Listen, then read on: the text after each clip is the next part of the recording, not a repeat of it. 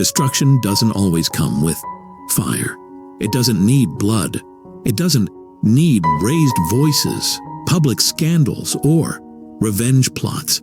Sometimes the most devastating form of destruction is the one no one sees, not because it's hidden, but because it's calculated.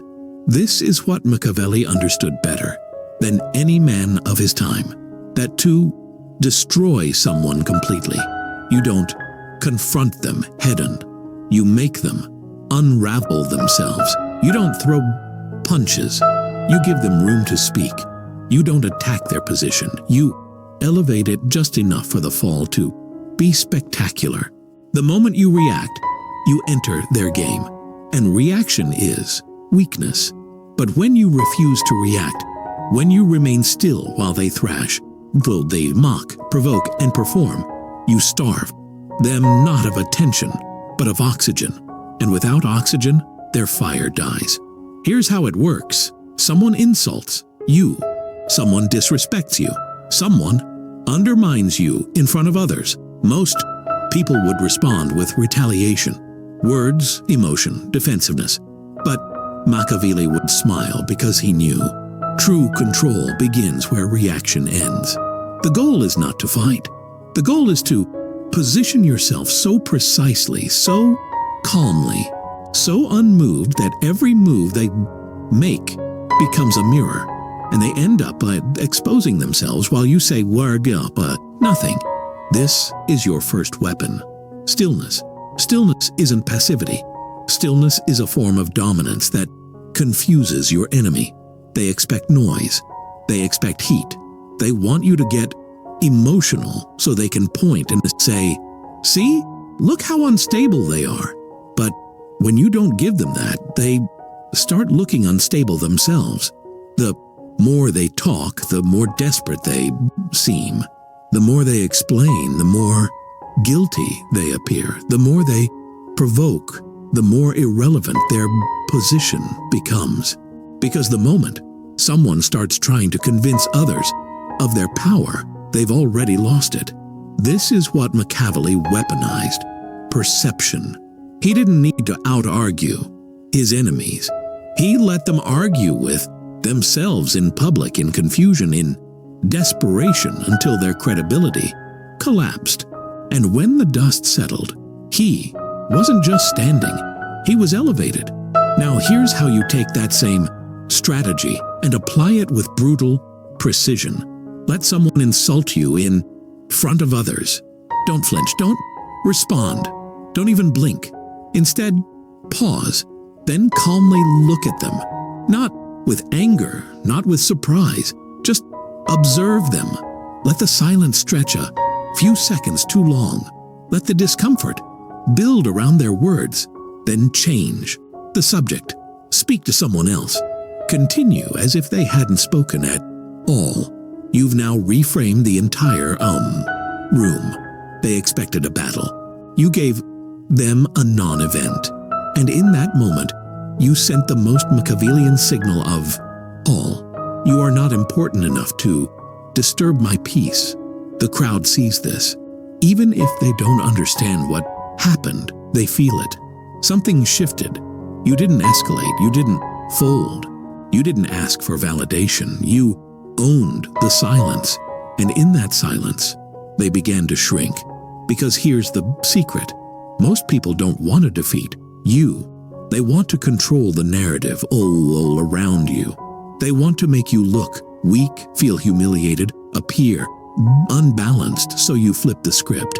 You give them nothing to work with, and everything they say begins to echo back on themselves. Let them talk. Let them explain. Let them rant, accuse, point fingers while you move with cold composure. Behind the scenes, you start doing real damage. You withdraw access. You take away information. You stop including them in conversations that matter. You remove your energy, your presence, your approval. No grand announcement, no message sent, just subtraction. And what's left behind is a person spinning with no one to spin with. They'll panic. They'll try harder. to provoke. They'll raise the volume, and the louder they get, the more foolish they look because you're not even playing anymore. Machiavelli understood the power of letting the enemy keep speaking, not to respond, but to expose themselves. You don't need to defend. You let the crowd draw their own conclusion, because in the court of dull public perception, whoever looks least in control loses the war, even if they win the battle. And that's what this is. Not a single strike, but a war of image, a framing of psychological leverage. You don't destroy them with force. You destroy them with contrast. You stay calm. They unravel. You speak slowly. They stutter. You move on. They obsess. And eventually, everyone around them begins to realize they are not a threat. They are a warning. Not because of what you said, but because of what you never had to say at all. Destruction without attack is not a tactic. It's a philosophy, a way of moving through conflict so that your power isn't displayed. It's felt because anyone can lash out, but only those with control can collapse someone without touching them. This is the second layer of Machiavellian strategy. Weaponize their need for attention. Your enemy craves reaction, not because they're strong, but because they're hollow. Disrespect, provocation, slander. These aren't signs of power. They're signs of starvation. Emotional starvation, social starvation, a desperation to matter at your expense. So when they target you, it's not about you. It's about trying to siphon your energy, your name, your reputation, your spotlight.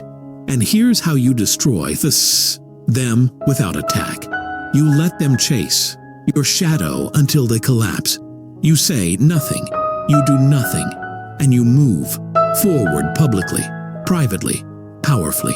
You keep building, you keep creating. You stay focused on your mission, not cede their noise. And what happens? They look smaller with every attempt. They begin to look obsessed, unstable, insecure. You've shifted the story from you versus them to them chasing you. And nothing looks more powerless than that. This is Machiavelli's brilliance. He understood that attention is leverage, and once you know someone wants it more than you do, you control them. You create silence around them. You stop mentioning their name. You never speak ill of them, not because you're moral, but because you're strategic. Every time they speak about you and you say nothing, their voice begins to echo. People start to notice, asking why they are always talking about you, why they are so focused on someone who isn't even engaging, wondering if something is wrong with them. Doubt sets in. And in Machiavellian terms, doubt is decay, because once their image becomes questionable, everything they say starts to lose value. And that's when you strike, not with aggression, but with contrast. You show up composed, dressed, sharply, speaking calmly, delivering value, unbothered, unfazed, and unreactive, while they stumble, rant, and cling to relevance by dragging your name. And without you lifting a finger, the gap grows. They wanted to damage you, but in trying to do so, they exposed how much you matter and how little they do without you. That's how you destroy someone without attack. You become the proof of their irrelevance. Now, there's another layer, one deeper, one they never see coming, because not everyone will attack you publicly. Some will work behind the scenes. They'll smile to your face and shout doubt in private. They'll frame your actions as selfish, your success as undeserved, your intentions as toxic. These enemies are not looking for war. They're looking for erosion, slow, silent sabotage. And this is where most people fail. They try to defend themselves to everyone. They try to correct the narrative. But the more you explain, the more you validate, the existence of the rumor. Machiavelli would never do that. He would leverage the attacker's own behavior to set the trap. So here's what you do. You become more visible, not less. You elevate your name through actions. You perform with excellence in front of the very people they whisper to. You speak clearly in meetings. You make bold, intelligent moves in public. You show consistency, integrity, composure without ever mentioning their name. Why? Because, well, you're letting the observers compare you to the story being told. And when the story doesn't match your presence, the storyteller becomes the liar. That's the collapse. And you didn't have to expose them. They exposed themselves by betting on your silence to mean guilt. But your silence was never weakness. It was set up. You were letting them build the rope, and now they're hanging from it. This is the ultimate form of psychological destruction. You don't need them to lose. You just need them to lose you. You exit their orbit. You move without them, and you let their obsession rot in the dark. They tried to destroy you by dragging you down. Instead, they've trapped themselves in a cage of their own bitterness while you ascend, and everyone sees it, because power never needs to shout. It just needs to remain standing. Destruction, when done right, doesn't look like an explosion. It looks like silence around a name that used to matter. It looks like the absence of acknowledgement, the evaporation of attention, the subtle withdrawal of power that no one can point to directly, but everyone can feel. That's why Machiavelli never taught men to go to war first. He taught them to become so indispensable, so visible, so undeniably competent that anyone who tried to destroy them would instead destroy themselves. This is your third weapon, exposure through contrast. You don't attack someone's character. You simply live in a way that contradicts everything they say about you. If they say you're arrogant, be calm, thoughtful, generous. If they say you're incompetent, deliver results with cold precision. If they say you're manipulative, be transparent, consistent, and controlled in public. You're not defending yourself. You're letting your existence do the work. Because the more they speak and the more you act in direct opposition to their words, the more isolated they become. People start noticing the gap. They start questioning the narrative. And in time, they stop listening to the accuser, not because you denied them, but because you never even acknowledged them. That's where the real damage is done. Not in public humiliation, but in social irrelevance. Now let's go deeper, because some enemies are more dangerous than loudmouths or rumor spreaders. Some enemies are calculated. They won't insult you directly. They'll align themselves subtly as your competition. They'll mimic your moves, match your tone, mirror your network. They won't attack you with insults. They'll try to steal your space. This is where most people panic. They feel their position threatened, their identity copied, their voice diluted. But Machiavelli knew, when someone imitates you, they're not threatening you. They're trapped by you. They're admitting that your blueprint is stronger than anything they could build themselves. And so instead of attacking them, you accelerate, you evolve, you shift the terrain so fast that by the time they replicate one version of you, you've already become someone else. You become uncatchable, unpredictable. They keep chasing your shadow while you're playing a game they'll never understand. And slowly, painfully, they realize they don't have the engine. They only have the echo. This is how you destroy someone who wants to become you. You raise your standard. You diversify your influence. You sharpen your voice. You leave no version of yourself behind long enough for them to catch. And you never mention their name, because if you acknowledge them, you imply competition. If you ignore them, you reinforce the full truth. There was never a race. Now, let's address the final type. The enemy, who thinks they're superior. The one who underestimates you, who looks down on wars. You, who believes they're untouchable. These are the easiest to destroy. Not one near, with confrontation, but with position. You wait, you observe, you listen carefully to how they talk when they think you're beneath them. And then you build, not to prove anything, not to seek revenge, but because nothing devastates the prideful more than being outclassed by someone they dismissed. You don't challenge their throne, you build a better one next to it. And when people start turning their heads your way, when attention begins to shift, when their words no longer move the room like they used to, that's when the collapse begins. Because ego is fragile, and the proud don't know how to exist without applause. The day the applause fades, they implode from the inside, and you never lifted a sword. You never spoke against them. You never tried to take what they had. You simply became someone they could no longer deny and someone they'll never reach again. That's how you win. Without noise, without blood, without attack, by becoming the proof that they were never strong to begin with.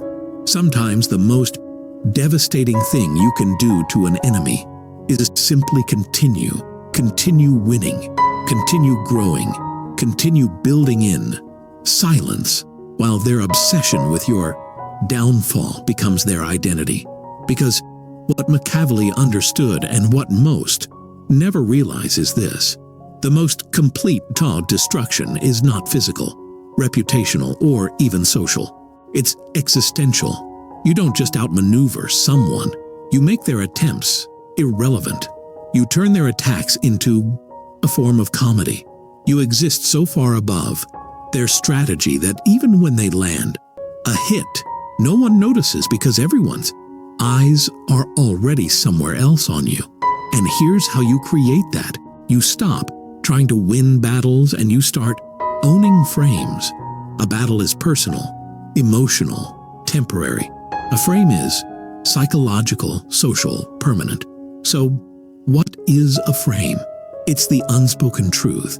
People believe about you whether you say anything or not, and you control it through your tone, your presence, your pattern of response, and your unwillingness to ever play small. If someone attacks you and you respond, they control the frame. If someone mocks you and you defend yourself, they control the frame. If someone undermines you and you rush to repair the damage, you've entered their world. But if you stay silent, if you keep moving like the attack never touched you, if your body, soul, language remains anchored while theirs becomes anxious, performative, scattered, you've just rewritten the frame. Now you're no longer someone reacting to slander. You're someone so unshakable it makes your enemy look unstable for even bringing your name up.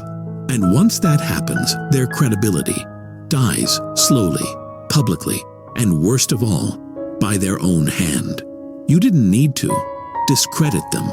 They did it themselves while trying to wound you. Now let's go one layer deeper. Destruction, Machiavellian style, is not about taking power. It's about making sure they never recover it. And that means hitting them where they aren't aware they're vulnerable. Their sense of identity, the final move. You make it look like they were never a threat to begin with. How? You change your posture toward them. You stop speaking of them as an enemy. You speak of them, if at all, like a non-issue. You remove emotion. You remove history. You even remove recognition.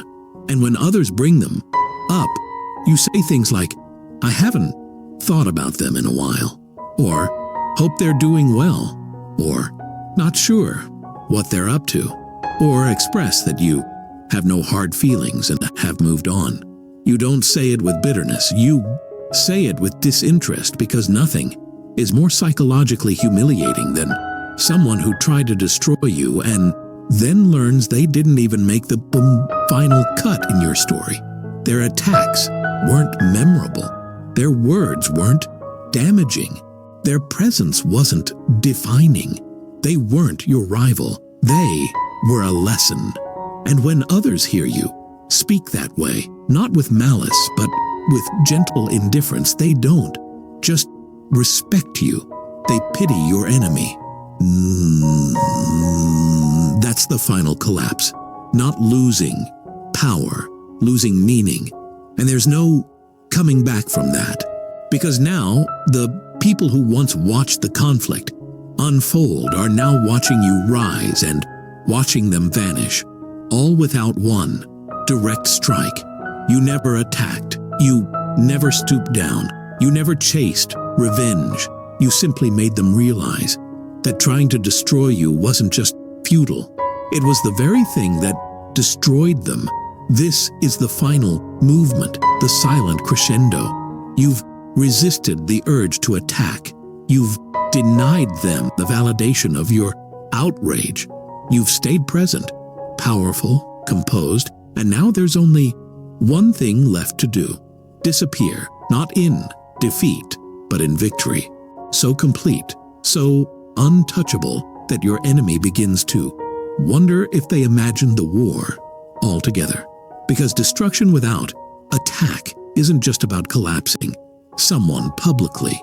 It's about removing the oxygen of relevance until they suffocate in your silence.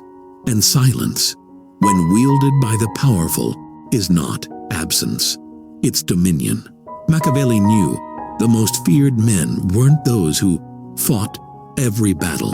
They were the ones you offended once and never got a second chance with, because their revenge wasn't noise. It was exclusion. They didn't slam doors. They simply stopped opening them. That's your final weapon. You do not send a message. You become the message. You show up at higher levels. You move in better rooms. You align with people who've never even heard of your rival. You operate in a frequency they can't reach, can't understand, can't infiltrate. You stop being a player on the same field. You become a different sport. And that's what breaks them. Because they thought the game was status. You made it legacy.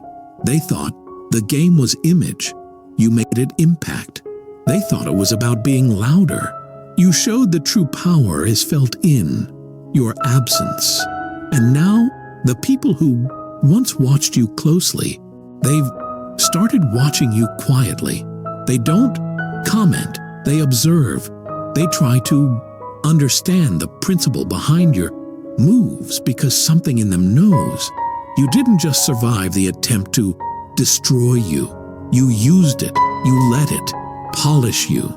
You let it clarify you. You let it expose who was never supposed to be near you in the first place. Because sometimes your enemies aren't there to stop you. They're there to reveal who you are when no one is clapping. When your reputation is under pressure. When your name is dragged into rooms you never entered. When you're spoken about in a tone laced with envy, fear, or insecurity, and you say nothing. You don't panic. You don't defend. You don't flinch. You just grow louder by doing more. You dominate by choosing what to ignore. You destroy by never stepping into the mud. And in the end, they're left with nothing because the audience they try to impress is now following you. The circle they once controlled is now orbiting your ideas. And the story they try to write has been replaced by your silence, which echoes longer than any speech ever could. That is Machiavellian destruction. Not with blood, not with scandal, but with precision, invisibility, and transcendence. You are no longer someone they can damage, because you've made yourself someone they can't reach.